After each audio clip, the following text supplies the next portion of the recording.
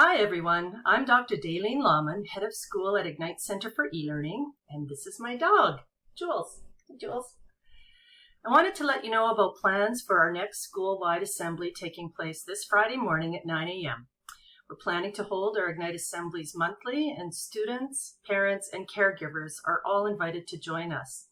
This month's theme, and you guessed it, it's Halloween. Please come dressed in costume. There will be random draws for all who dress up, as well as fun games and prizes. Bonuses for pets who come dressed up as well. There will be plenty of treats and Ignite swag to be won, so you definitely won't want to miss this month's assembly. We'll begin the assembly with general announcements before moving into the fun activities. Please watch your email for a Zoom link to Friday morning's assembly. In addition, we're having a pumpkin carving contest. So please send a photo of your creative carving to info@ignitecenter.ca and we'll announce the winners at our assembly. If you do not partake of Halloween activities, please feel free to send a photo of other creations you'd like to share, like cake baking or anything like that. I'd like to congratulate Blake, Mackenzie, and Jeremy, who were last month's prize winners at our last assembly.